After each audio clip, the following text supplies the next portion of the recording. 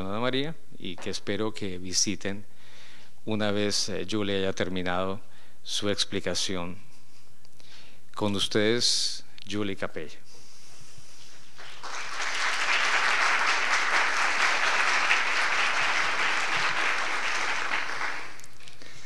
Me temo mucho que voy a decepcionarles profundamente después de estas presentaciones tan exageradas.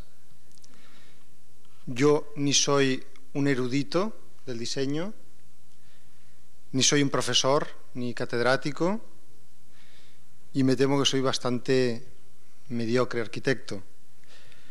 Lo que sí creo que tengo es una pasión, un vicio, creo que es casi ya un vicio, por el tema de la creación, del diseño y sobre todo del diseño catalán, puesto que nací... no sé qué es esto. ¿Ese es para las diapositivas? ¿Sí? Puesto que nací en Barcelona y por tanto les agradezco a todos su asistencia y especialmente a la gente que me ha hecho poder conocer esta ciudad y que se han atrevido a traer el diseño catalán para que ustedes lo conozcan.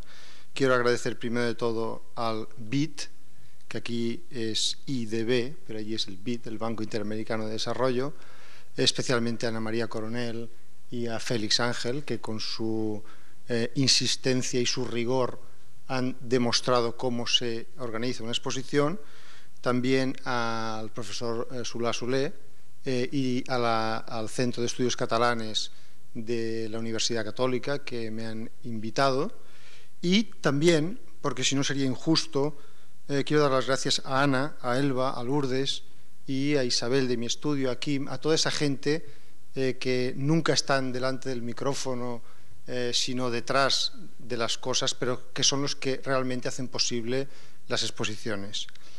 Y dicho este preámbulo, tan aburrido, pero que es obligatorio hacer, yo simplemente voy a pasarles fotos para que esto se parezca lo más posible a una película, muchas fotos, 160 fotos, y me limitaré a ir haciendo unos pequeños comentarios para procurar que los de las filas del fondo, después de una hora, no se hayan dormido. Bien, vamos a ver si funciona. La exposición, muy hábilmente, los curators, los organizadores, no dudaron ni un segundo, la titularon De Gaudí a las Olimpiadas. Cataluña, sin embargo, es un país que nació mucho antes que Gaudí, tiene unos cuantos siglos de historia, y tampoco se acabó el año 92, como insisten en opinar algunos periodistas y, en fin, mucha gente. Venimos de mucho antes y prometemos seguir dando la paliza durante muchos y muchos años, como mínimo en los temas creativos. Todos ustedes conocen a Gaudí, este maestro de la arquitectura, pero también del pensamiento, el personaje que dijo ser original es volver a los orígenes, y que me sirve para lanzar ya la tesis de mi pequeña charla, que es que el diseño catalán se mezcla, se nutre de dos conceptos casi antagónicos, que son, en catalán, la palabra se llama seny y rauxa, y que eso es imposible de traducir, lo cual lamento para mi traductora, pero que haciendo un esfuerzo podríamos decir que es sensatez y locura, orden y caos, premeditación y arrebato. Aquí vemos un sistema que utilizaba Gaudí a la derecha, con una serie de cables y pesos que fotografiados y puestos al revés le servían para calcular sus edificios.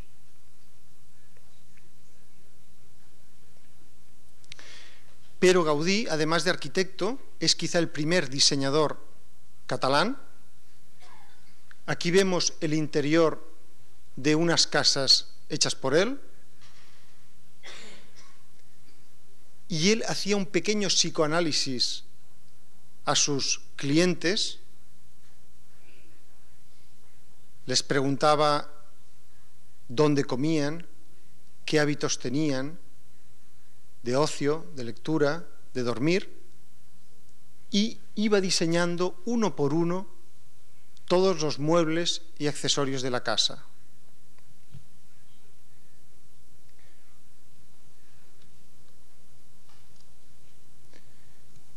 Aquí vemos algunos muebles hoy en día reproducidos, uno de los cuales está en la muestra,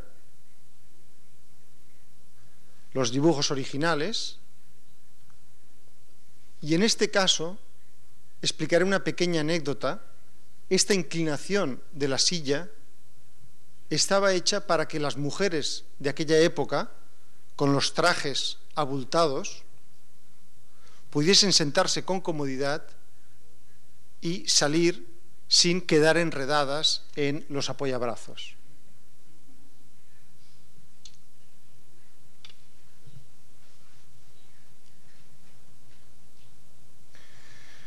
Todos estos muebles, que parecen una absoluta fantasía, han sido estudiados y obedecen a un cálculo de estructuras absolutamente concreto, donde no hay nada al azar ni nada sobra. Fíjense, por ejemplo, en la silla doble de la derecha, que tendría que tener 8 patas y que se aguanta perfectamente con 5. El tema del ahorro, como ustedes saben, también es un hecho muy, muy catalán.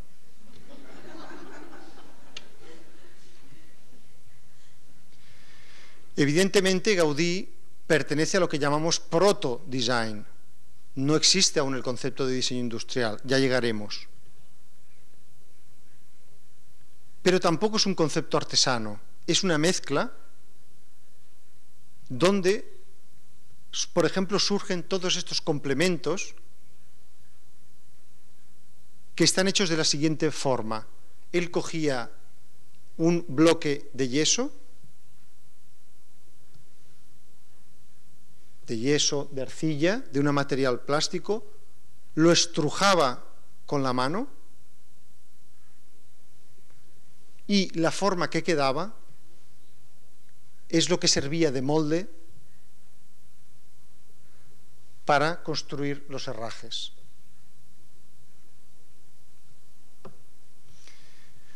No hizo solo muebles, sino que hizo, por ejemplo, un famoso banco que hay en Barcelona, un barco corrido,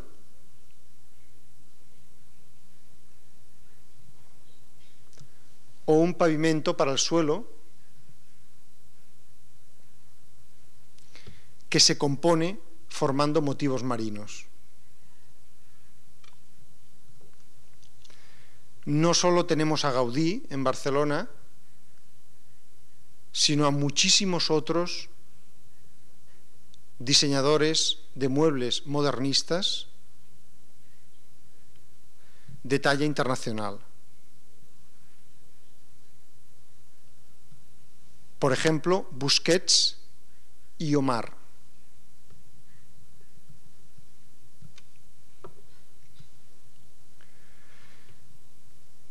Pero la modernidad también llegó a España, quizá en una mala época,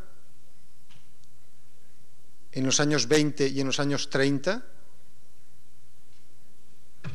al mismo momento que en Alemania surgen las vanguardias del mobiliario,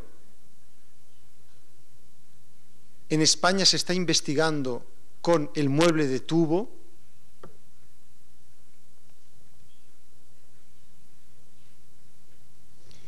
y una empresa formada por los miembros del grupo GATPAC,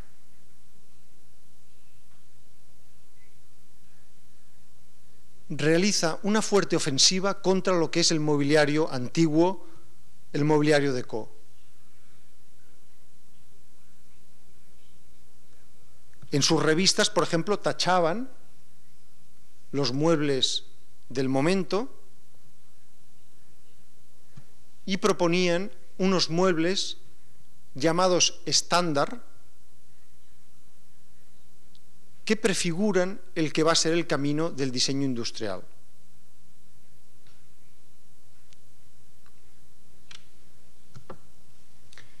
Son muebles basados en el tubo, que nunca había existido. Es un personaje de la Bauhaus que va en bicicleta cada día a la escuela, que se le ocurre que la estructura de una bicicleta puede servir para hacer un mueble.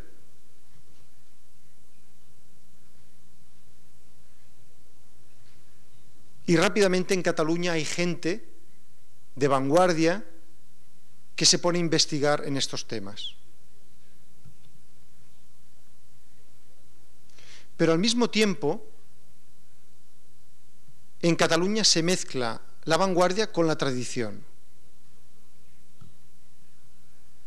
Y hay grandes arquitectos que a una visión racionalista estricta saben ya añadir connotaciones orgánicas.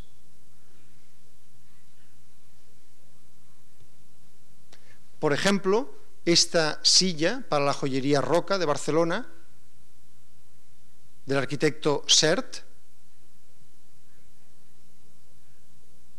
o esa silla basada en la artesanía popular del arquitecto Torres Clavé, que murió precisamente en la Guerra Civil Española.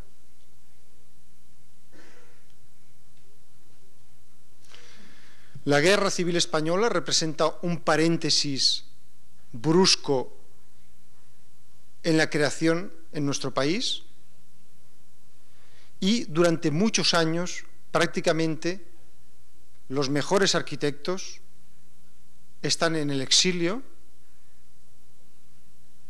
y desde el franquismo ganador se ve con malos ojos todo lo que represente creatividad.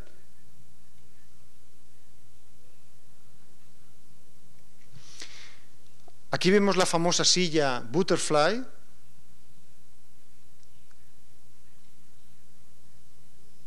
que muy poca gente sabe que está diseñada por un catalán que se llama Antoni Bonet. Fue precisamente un arquitecto que había trabajado con Le Corbusier, se exilió a Argentina y en Argentina, junto a sus socios y para su oficina, diseñó esta silla sin fin, esta bolsa colgada, que solo durante los años 50 se editaron más de 100 millones de ejemplares.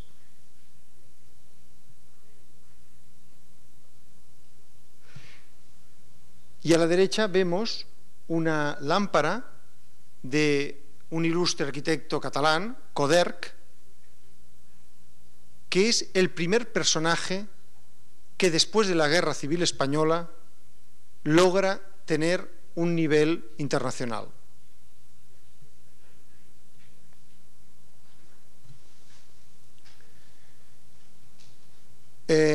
Cataluña ha sido siempre un país muy proclive a la creación y a esta creación un poco alocada. Por eso he querido también ponerles un ejemplo de Salvador Dalí, el pintor surrealista, que dejó hechos toda una serie de muebles que se acaban de construir, se han reproducido hace pocos años.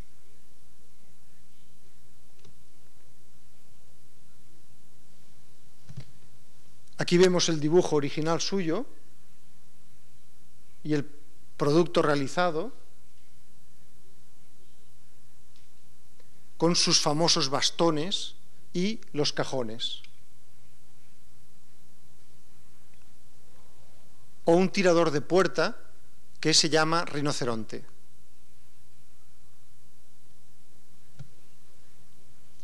Los primeros productos de la industria española, después de la posguerra, son productos muy pobres y, por tanto, y a la vez muy ingeniosos. El eslogan de que la pobreza realza, incentiva la imaginación, en nuestro país, desde luego, ha sido muy cierto. Aquí vemos una lámpara que, para ahorrarse el pie, tiene un trozo de plomo enganchado en la base.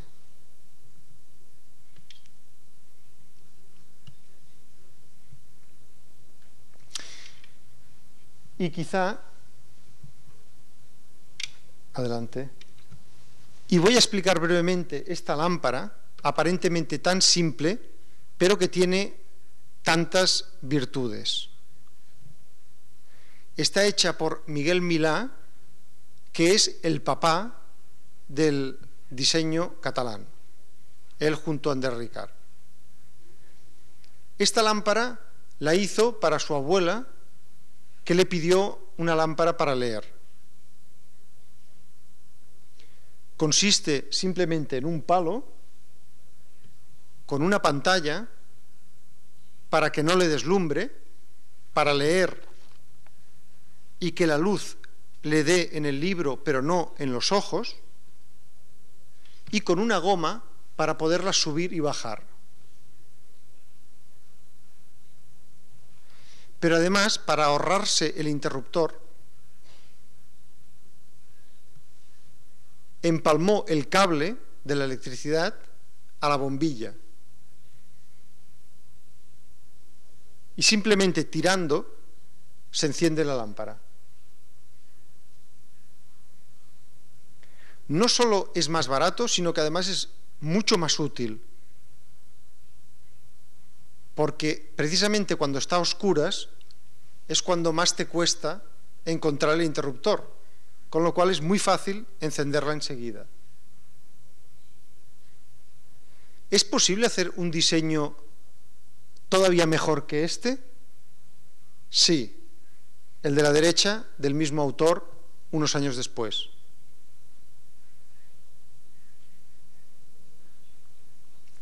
Porque el eje, el centro de gravedad de esta lámpara hace que pueda caer.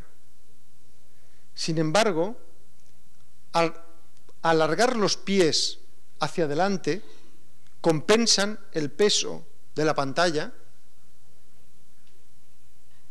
y además es una lámpara que podemos pegar junto a la pared.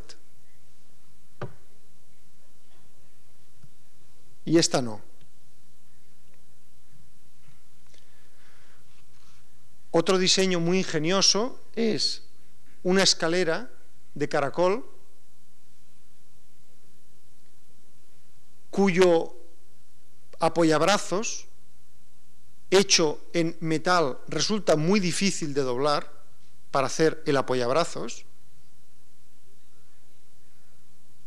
y él cogió simplemente un tubo, una manguera de agua, la cogió arriba y la fue soltando hacia abajo.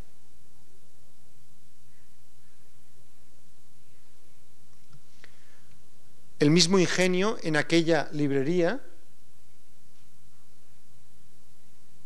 donde simplemente hay una cuerda de cuero, una cinta de cuero,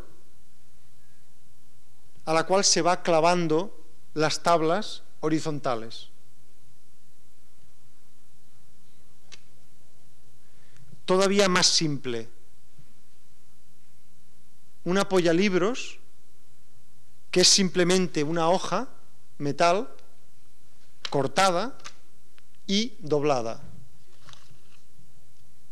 el propio peso de los libros hace que el apoyalibros no vuelque. Y a la derecha, un diseño capicúa. Capicúa quiere decir con pies y cabeza, o que se puede poner al revés.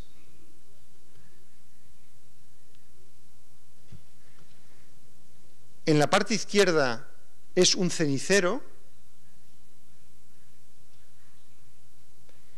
y si estás en zona de no fumadores, tal vez te sirva para un paragüero.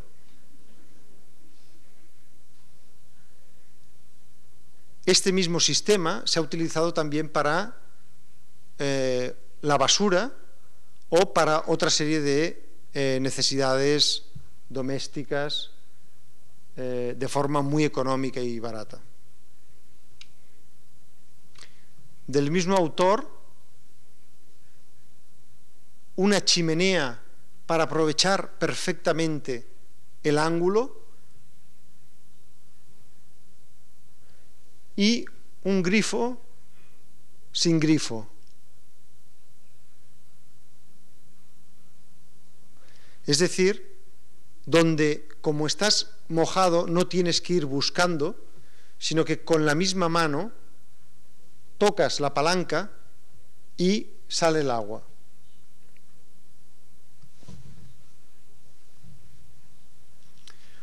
Otro diseñador racionalista, uno también de los grandes impulsores del diseño catalán, es André Ricard, del cual, aparte del juicio estético sobre sus objetos, existe siempre una razón que los justifica. Por ejemplo, este es un cenicero hecho para no fumadores. Es decir, para gente que odia ver la ceniza. Aquí no la ves, porque en un cenicero plano ves las colillas y ves la ceniza. Aquí no, porque cae adentro. Para apagar la colilla no te ensucias los dedos, porque en los otros tienes que llegar hasta el fondo. Aquí la apagas en esa montañita que hay. Y además es apilable y es personal. Es decir, que puedes llevarlo, incluso lo puedes poner en el propio bolsillo y se aguanta sin riesgo en absoluto para el que lo lleva, pues es de un plástico no combustible. Y además cuesta 200 pesetas.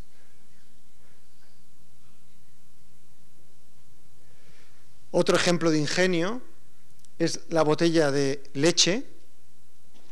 La botella de leche, siempre que la sacas del refrigerador,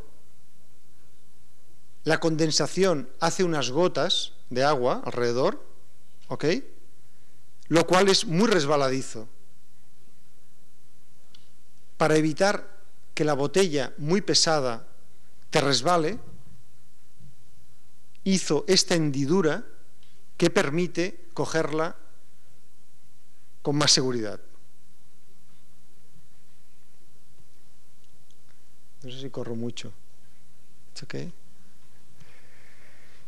Otro diseño ingenioso de esta época pobre, absolutamente pobre, como veis, del diseño español. Unas pinzas de hielo, pero unas pinzas para gente vaga. Porque normalmente la pinza, cuando coges el hielo, tienes que estar apretando. Y tienes que ir apretando hasta que llegas al vaso. Sin embargo, esta funciona al revés. Solo tienes que apretar una vez, el hielo cae en medio y se aguanta solo por la presión que hace este pequeño trozo de plástico. Creo que se entiende. Y fijaros cómo con un trozo de plástico de 3 centímetros se logra dar la vuelta a un mecanismo y se logra hacer un diseño mucho más confortable. Estos pequeños detalles son la base, una de los puntos que caracteriza el diseño catalán. A la derecha, aún de André Ricard, un interruptor. Ricard explica este interruptor diciendo que cuando entras en un sitio oscuro, precisamente la sensibilidad en la mano, el tacto, se vuelven mucho más importantes. Con lo cual, la sensación que te da tocar algo es en ese momento lo más importante.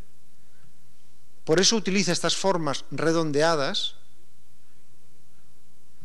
y lo hace de un tamaño muy grande, porque si os habéis fijado, alrededor de los interruptores pequeños hay toda una mancha negra de la gente que no acierta. Y para acabar, dos últimos pequeños grandes objetos, como me gusta llamarlo, de André Ricard. Una cosa tan simple como una vela. Una vela es un objeto subsidiario, porque siempre, siempre, siempre necesito otro para que se aguante. Necesito un candelabro o necesito como mínimo una botella para empalmarlo. Solo con un poco más de cera en la base logro hacer una vela autónoma, autoportante y que no necesita de ningún otro objeto. Y por último, un dispensador de crema. Todos hemos tenido la desagradable sensación, sobre todo las mujeres, de tener que poner crema en las manos con un tubo metálico, la rosca de un tubo metálico que te raspa en la mano. Sin embargo, él propone que la salida del tubo se convierta en ese aplicador suave, agradable al contacto de la piel.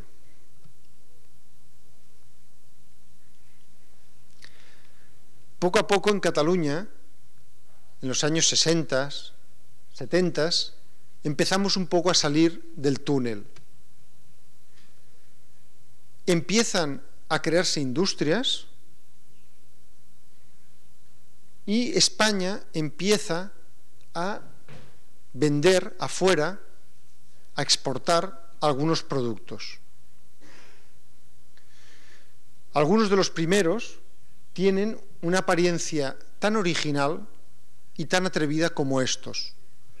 Por ejemplo, esta lámpara llamada Calder, por la referencia obvia al escultor, o el Banco Catalano, que es un banco lleno de virtudes. Me atrevo a decir que es el mejor banco del mundo, después evidentemente del Banco Interamericano de Desarrollo. Yo no sé si banco, bench, bank. Esto se llama banco para sentarse y voy a explicar por qué me parece estupendo. Un banco de piedra en invierno no hay quien se siente porque está muy frío. Un banco metálico en verano no hay quien se siente porque la plancha se calienta mucho. Y un banco de madera con el tiempo se deteriora. Sin embargo, un banco de malla metálica pintada de blanco es fresco en verano porque transpira el aire y no tiene suficiente superficie para acumular calor, y sin embargo acogedor en invierno. Y además nunca se acumula el agua de la lluvia. No tienes que ir secando el banco. Pero además de todas estas virtudes, aún tiene dos más. Una es que es transparente, es decir, no estropea la calle. Tú pasas por aquí y ves lo que pasa detrás. No es un armatoste. Y además es ergonómicamente perfecto, porque este banco ya lo hemos visto antes, cuando hemos visto el de Gaudí. Ese banco recupera la silueta del banco de Gaudí de Barcelona, hasta la fecha el más cómodo que se conoce.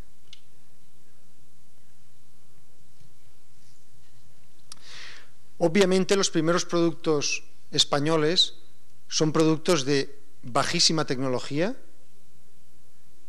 y lo siguen siendo, desgraciadamente, pero de gran ingenio y de gran sensualidad.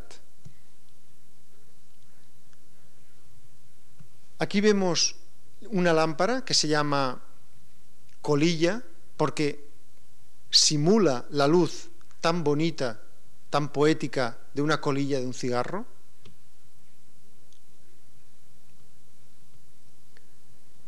Que se llama luz de compañía.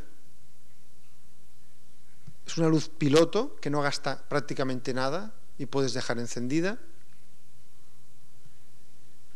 Y a la derecha un colgador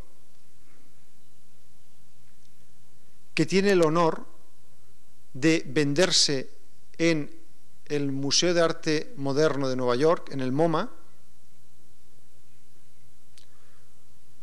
junto con las vinagreras que están también en la exposición. Es un buen promedio tener un país pequeño como Cataluña, tener dos productos en la tienda del MoMA.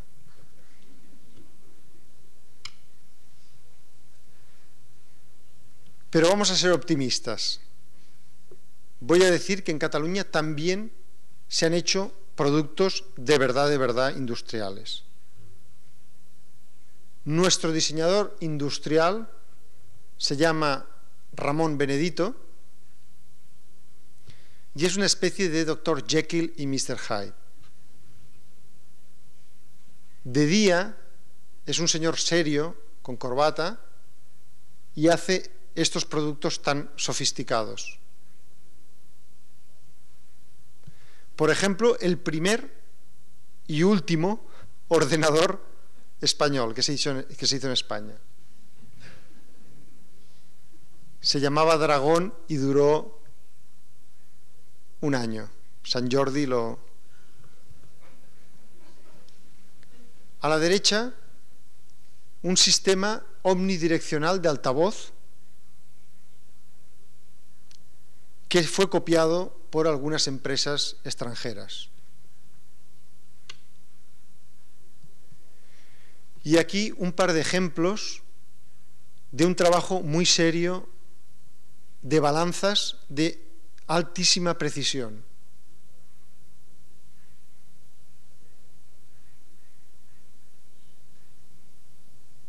Que aunque nadie se lo crea, realmente se fabrican en España y se venden a todo el mundo.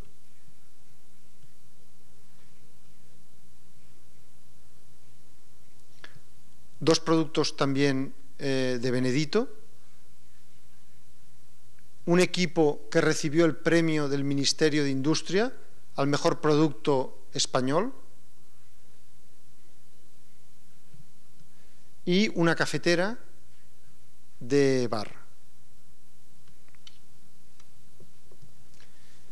Pero este personaje tan serio, de noche, con la ayuda de otros amigos,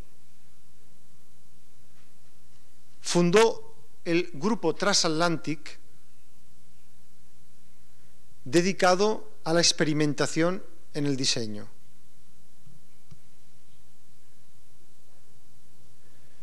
A la izquierda, por ejemplo, un taburete fálico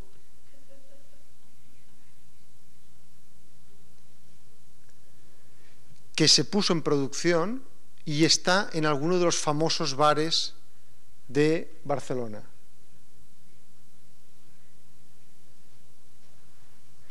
Y a la derecha, un sistema de relax vibrátil que se activa con la voz.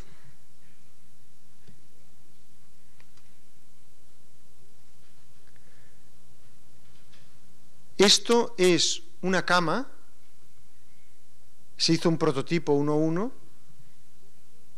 para hacer todas las posturas del Kama Sutra.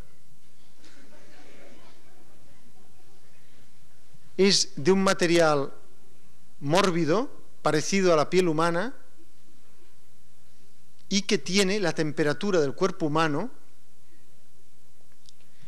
y una serie de puntos de luz iluminan si estás haciendo correctamente la postura que va indicando el libro.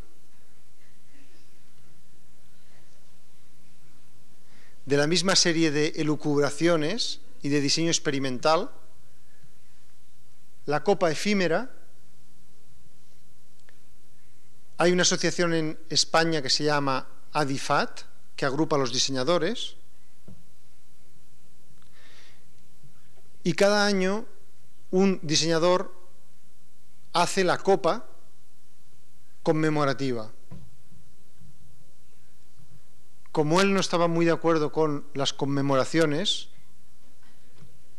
diseñó una copa en hielo que después de brindar el presidente y algunos cuantos de la Junta se deshizo para siempre. A la derecha, el primer caramelo inteligente de la historia. Es el caramelo chip, que tiene la virtud de introducir en tu organismo las medicinas para regenerarlo y al mismo tiempo emitir afuera el estado de salud de tu cuerpo.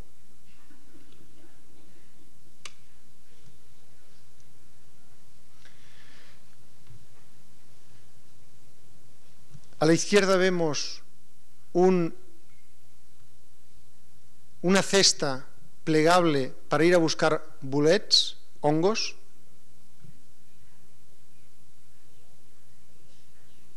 que es una afición, es un deporte nacional catalán.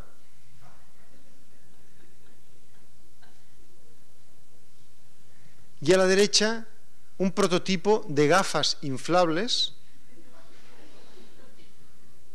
para poder ir a la playa